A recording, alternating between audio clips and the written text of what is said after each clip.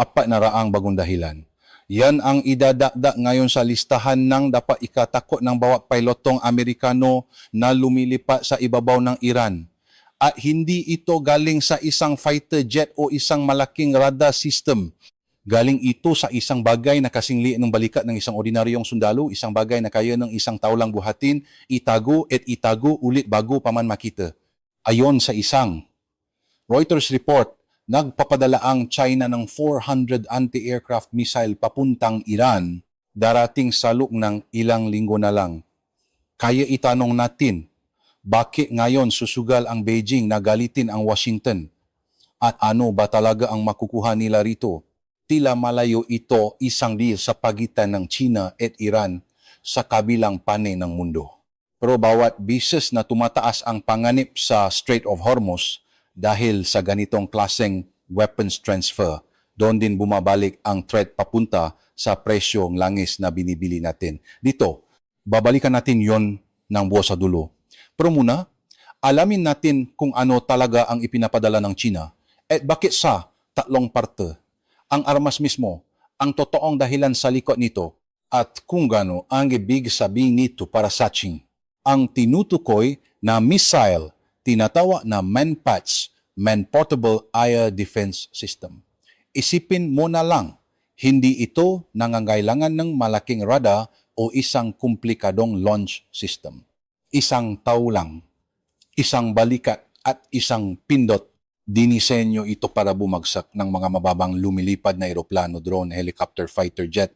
Karamihan sa MANPADS sa buong mundo gumagamit ng infrared guidance heat-seeking, hinahabol nila ang init na ibinubuga ng makina ng eroplano. Isipin mo ang isang sundalong nagtatago sa likod ng isang gusali, tumitingin sa langit, naghihintay lang isang basas na init signature bago pindutin ang trigger.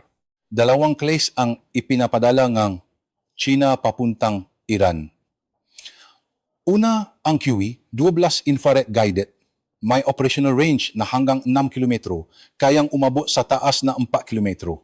May advanced anti-jamming feature ito, resistance sa flares at electronic decoy, at kayang bumaril ang operator tapos agad lumipat ng lokasyon bago pa masabugan shoot and scoot, tawag dito ng mga military analyst. Pangalawa, ang FN-16 parahong range at altitude, may infrared tracking seeker at anti-jamming feature rin. Ayon sa mga unang ulat, may laser proximity fuse rin ito pero i-flag natin. Ito bilang detalyang kailangan pang i-verify laban sa defense reference source, hindi bilang tiyak na fact dahil hindi consistent ang description dito sa lahat ng breaking report. Ang mas sigurado, hindi lang soldier-fired ang FN-16, pwede rin itong i-mount sa truck, sa patrol boat, kahit sa bubong ng gusali, na ibig sabihin, hindi lang na sundalo sa lupa ang magtatago nito, kundi kahit isang buong network ng static na posisyon sa buong bansa. Isang deal na ayon sa mga ulat, nakakahalaga ng lampas 60 milyon.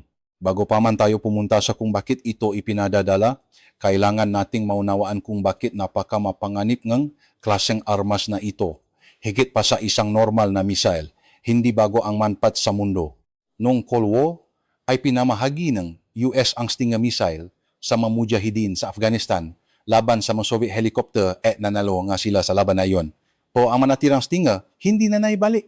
Kumalat ito sa black market, dumaan sa kamay ng ibang armadong grupo sa loob nga dekada. At hanggang ngayon, kinatatakutan pa rin ng mga civil aviation authority sa buong mundo ang pangganib ng isang MANPADS na tumama.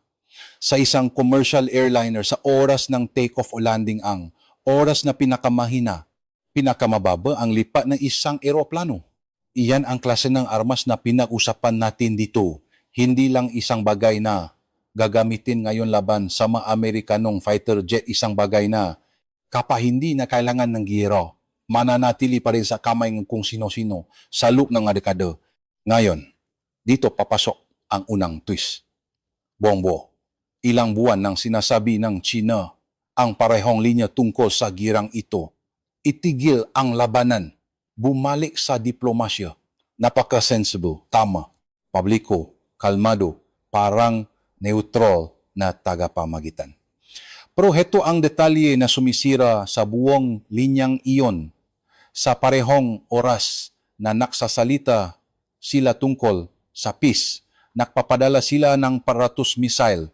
At may isa pang detalye na dapat neting pag-usapan ng maingat, hindi basta ay throw out bilang tiyak na katotohanan. Ayon sa NBC News, na binanggit ang 3 taong may kalaman sa insidente, malamang isang Chinese manpets ang napabaksa sa isang USF 15E fighter jet sa timog kanluran ng Iran noong Abril. Pero mahalagang linawan, hindi pa opisyal na kumpirmado ito. Nasa ilalim pa NH investigasyon at hindi pa nasasabi kung anong eksaktong modelo ng Chinese manpets ang ginamit kaya hawak.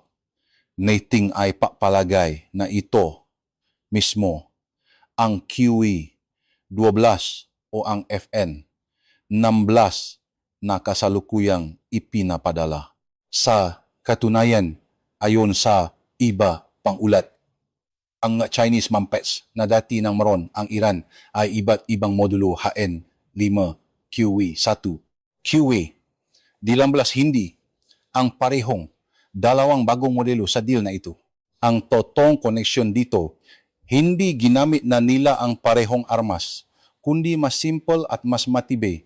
Kilala ng Iran ang klaseng armas na ito at meron na silang record ng paggamit ng Chinese-made manpets laban sa mga eroplanong Amerikano kumpirmado man o hindi ang detalye ng Abril incident.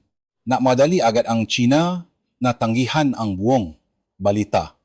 Ayon sa Ministry of Foreign Affairs nila, walang basehan ang report at sinabi nilang palagi silang natutula para sa kapayapaan at pagtatapos ng gera. Kahit si Trump mismo, sinabing nangako daw si Xi Jinping na hindi mapapadala ng armas papuntang Iran. Kay heto tayo sabi ng China, walang basehan ang balita. Sabi ng US President, may pangako si Xi na hindi ito mangyayari. At ayon kay Reuters, patuloy pa ring dumarating ang mga missile. 3 bersyon, isang katotohanan lang ang mananatili sa huli at hindi natin alam pa kung alin. Pero ano man ang totoo, ito mismo ang punto. Kahit ang pinakamahigpit na paktanggi, hindi nito binabago ang basic na pattern na nagsasalita ang China tungkol sa kapayapaan habang lumalabo ang linya sa pagitan ng salita at aksyon. Bakit? Unang dahilan, at ito ang pinakasinikal, nasusubukan ng China ang sarili nilang armas sa aktual na labanan nang hindi nirisgo ang buhay kahit isang sundalong sino. Nanunot lang sila. Tinitiknan kung paano gumagana ang missile nila laban sa mga kagamitang. Amerikano libreng battle testing data kolektado sa gitnang totoong giyera, hindi sa isang simulation lang. Habang tumatagal ang giyera, tumataas ang toll sa military power ng US at gusto ng China na may part ang mga armas nila roon. Pangalawang dahilan, mas malaking pera pa. Bumibili ang China ng halos 90% ng crude oil ng Iran. Long-term strategic partnership sila bahagi ang Iran sa Belt and Road Initiative na binuhusan ng China ng bilyon-bilyong dolyar. Kaya gusto ng China na makaligtas ang Iran sa girang ito at lumabas na mas malakas pa dahil kung babaksa ang Iran, mawawala rin ang isang malaking bahagi ng energy supply na umaasa na roon ang sariling ekonomiya ng China. Pero ito ang delikate na parte at ito ang mekanismo kung bakit hindi basta-basta ang buong equation na ito. May malaking interest din ng China sa Saudi Arabia, sa UAE, sa Qatar. Bumibili silang enerhiya mula sa Gulf na bebenta silang produkto roon. Kung lalabas na parang patrong ng Iran ang Beijing, pwede itong magalit sa mga Gulf Kingdom na palaging humaharap sa mga atake ng Iran-backed na proxy. Kaya't naglaro ang China sa dalawang panig nang sabay nagbebenta ng misiles sa Iran habang nananatiling kaibigan ng mga kaaway ng Iran sa Gulf. Hindi ito loyalty. Isang cold, transactional na kalkulasyong panalo, sila kahit sino ang manalo sa giyera. Isang mas lumang paralel dito. Kung mapapansin mo at halos kaparehong stingers na binangit natin kanina. Sa buong Cold War, ganito rin gumana ang mga superpower. Nagbenta sila ng armas sa mga proxy war sa buong mundo. Hindi para manalo ang isang panig, kundi para subukan ang sariling teknolohiya at hilahin ang katunggali papunta sa isang mahabang, mamahaling labanan. Iba na ang mga panggalan. Ngayon, China sa halip na Soviet Union, Manpad sa halip na Stinger. Pero ang logic, halos pareho. Hayaang ibang bansa ang mabayad ng presyo sa dugo habang ikaw ang kumukuha ng datos at ng leverage. At tulad ng nangyari sa Afghanistan, walang garantiya na sa sandaling matapos ang girang ito, mababawi pang sinuman ang 400 missile na ipinadala. Isipin mo rin, sandali, kung ano ang ibig sabihin nito sa antas ng isang ordinaryong tao sa gitna ng girang ito hindi lang sa antas ng estratehiya.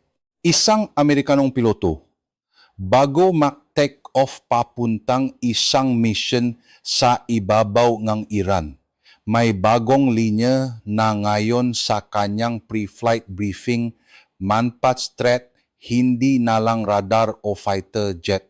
Ibig sabihin, kailangan niyang maibang altitude, maibang ruta, maabaling ang oras lahat dahil sa isang armas na kasing bigat lang isang backpack. Ganun din ang epekto sa masibilang eroplanong dumadaan sa airspace ng rehiyon. Kahit hindi ka direktang bahagi ng giyera, kapag lumapat ang lugar na may Manpad threat, lumalapat din ang lugar na iniwasan ng commercial airline at yon, tumataas din sa presyo ng bawat ticket at cargo na dumadaan doon. At dito ang pinaka-quotable na katotohanan.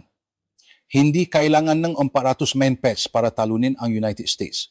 Kahit ilang dosenang successful hit lang, sapat na para baguhin ng drastiko ang buong hugis ng giyera dahil hindi laban sa dami ng weapons ang usapan dito, kundi laban sa kalkulasyon. Isang shoulder-fired missile mas mura kaysa sa isang solong Amerikanong fighter jet. Kahit isang beses lang itong tumama na babago na ang buong presyo ng pagiging nasa himpapawid ng Iran. At kapag mas mahal ang presyong iyon, mas maingat, mas mabagal, mas limitado ang bawat susunod na air campaign. Kaya ano ba talaga ang ibig sabihin nito para sa atin dito sa Pilipinas? Naalala mo pa yung sinabi ko sa umpisa, narito na tayo. Ang parehong Strait of Hormuz na tinatawid ng malaking baging crude oil ng mundo, ito rin ang eksaktong tubig na binabantayan ngayon ng Manpads na ito. Kapag mas matagal ang giyera, kapag mas maraming Amerikanong eroplano ang natatakot lumipat doon, mas malaki ang sansanin, disruption sa daanang iyon at tayo. Bilang bansang net importer ng langis, direktang tinatamaan sa presyo ng gasolina sa istasyon, may isa pang koneksyon na mas personal pa. Higit 30% ng buong merchant marine crew sa mundo, mga Pilipino kaya bawat tanker na dumadaan sa Hormuz sa gitna ng ganitong tension, malamang may Pilipinong marino sa loop niyan, malayo sa pamilya. Para lang may padalang sustento pa uwi. Milyon-milyong ofudin ang nasa Gulf States sa Saudi Arabia, sa UAE, sa Qatar, direktang expose sa anumang paglawa ng girang ito. At mayroon pang isang mas malalim na leksyon dito, isang cautionary tale tungkol sa proliferation kung gaano kadali. Para sa isang malaking kapangyarihan na mabenta ng mapanganib na teknolohiya sa isang rehimeng nasa gitna ng krisis, basta't may makukuha silang bentahe. Isang pattern na hindi lang tungkol sa Iran, makikita rin natin ang parehong logic sa relasyon ng North Korea at Russia.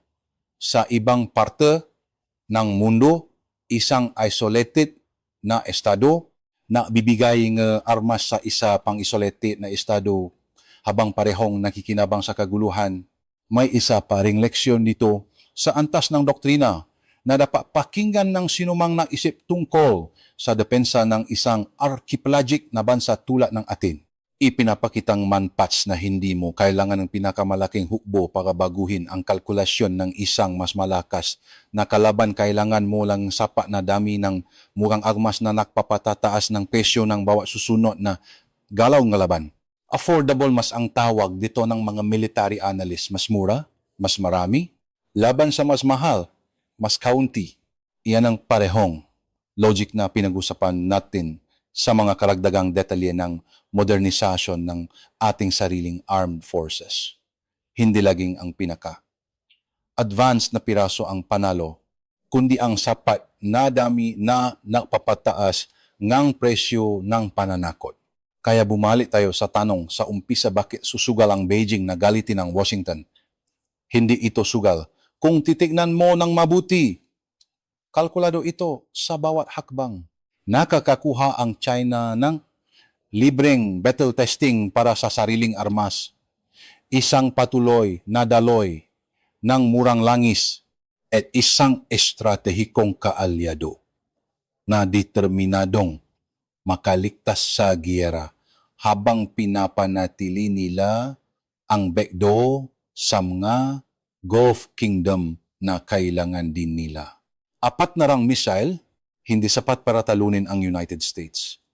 Pero sapat para patagalin ang giyera at ang pagpatagal mismo, iyon na ang panalo para sa Beijing kahit sino pa ang manalo o matalo sa mismong laban.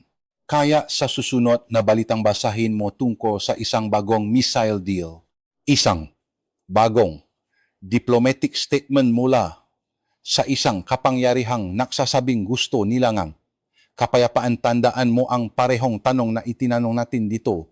Ano ba talaga ang ginagawa nila sa likod ng mga salitang iyon? Dahil 4 na raang misa lang ang kailangan para ipakita sa iyo na minsan ang pinakamalakas na diplomatic statement, hindi yung sinasabi sa microphone, yung ipinapadala ng tahimik sa loop ng isang cargo plane patungong isang bansang nasa gitna ng giyera. At bawat karagdagang linggo ng giyerang iyon may presyo na babayaran. Hindi lang ang Iran, hindi lang ang Amerika, kundi ng bawat bansang bumibili ng langis mula sa isang rehiyong papalapit sa isang mas malaking sunog. Kasama tayo riyan, isang misil na kasing liit ng balikat ng isang tao. At biglang, hindi na ito abstract na balita mula sa kabilang panig ng mundo, isang bagay na sa huli, dumarating pabalik sa istasyon, gasolina sa kanto natin.